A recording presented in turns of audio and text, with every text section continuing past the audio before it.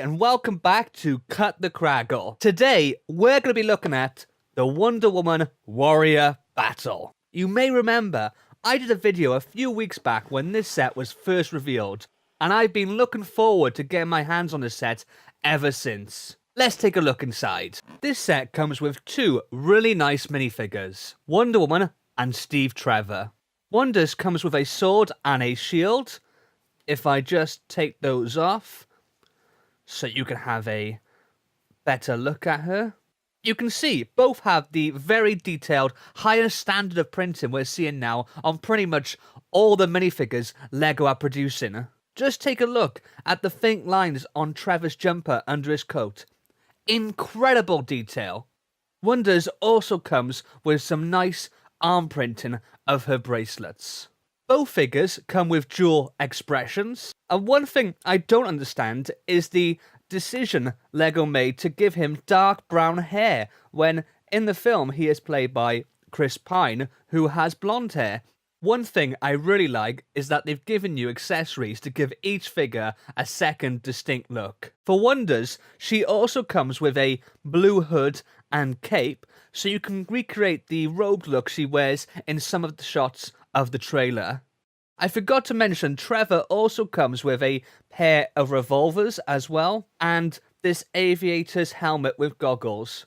Here's a quick look before I forget at the backs of the minifigures. You can see they both come with some nice printing on their torsos, following the design from the front. I just wanted to show you a quick side-by-side comparison with the Wonder Woman minifigure we got last year with the Batman v Superman set. Obviously, both are based on the DCEU wonders, but as you can see, the new one is much brighter and more vibrant. The idea being that we will be seeing Wonders just starting out, so her costume is brand new and hasn't gone through all the fighting and wear and tear it has by the time we get to her first encounter with bats and soups. Another small difference I noticed, again matching what is in the films, is the design on Wonder's shield is different. I guess we'll have to wait and see if there is an in-universe explanation for this when the film hits next month. Here we have Steve Trevor's fighter plane. This is the first plane of its type LEGO have done since probably Indiana Jones. It's quite a simple, straightforward build, but I think it looks pretty good. This was a sticker on here, as was the stars on either wing, and also the numbers on both sides were also stickers. If I turn it round to the front, this is also a sticker here just behind the propellers. Up on top, we have a pair of single stud shooters, the old favourite. And on the underneath of each wing, there is a flick missile here, which you just, there you go. Like the name suggests, just fire with a little flick. If I take Steve Trevor out of there for a minute, there's a printed tile there of some dials, but no controls for Trevor to fly with. Not really sure how that's supposed to work. I do like the repurposed bicycle wheels here. Help create the old World War I era look of the plane.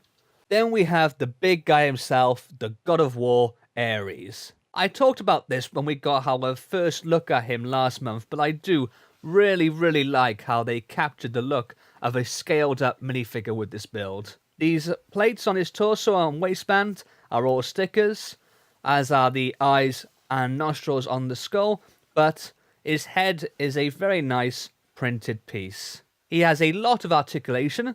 You can move his arms and hands around a fair bit, so you can pose him in lots of different ways. And even with a little bit of playing around, get him to stand by himself, sort of mid-run. There's also quite a bit of movement in the skull headpiece. The horns can sometimes stop his arms going up any further, so it's nice that you can actually have the option to just move them out of the way. Okay, that looks a bit silly, But you can play around with it, get it how you like. If I spin him round, so you can see his back, like the underneath of the plane, it's a bit ugly. Obvious Lego parts showing. Doesn't really feel like they put too much effort into how he looks from behind. One other small gripe is the shield looks a bit bland. I don't know what it looks like in the film yet, but it would have been nice to have some design on here like Wonder's shield. Not a sticker, because that would have been terrible to try and put on there, but perhaps a printed piece like the discs on Yondu's ship we saw last week. Overall, I was really pleased with this set. For the price, £29.99 in the UK, I don't think you can go wrong, especially as it is a licensed theme. Steve Trevor's fighter plane, while simple and basic, is actually a good looking build, and it's nice to have an old style plane again after such a long time. Steve himself is a great minifigure, even with the baffling choice of hair colour. I really like the brighter colours on Wonder Woman. I even prefer this minifigure to the one from last year's set. I think it was a nice touch for them to also include her hood and cape, but I was disappointed that the set didn't come with a golden lasso for her, especially since she is seen using it so prominently in the trailer. As for Ares, as you probably have guessed by now, I am in love with this giant buildable not-so minifigure. Literally, my only complaint about him is the lack of design on his shield, which I think stands out more due to the sheer size of the piece. Definitely one of my favourite sets of the year so far. I can't wait to see the film. That's all for this time. As always, remember to like and comment, and of course, if you haven't already, hit that subscribe button. I'll see you next time. Laters.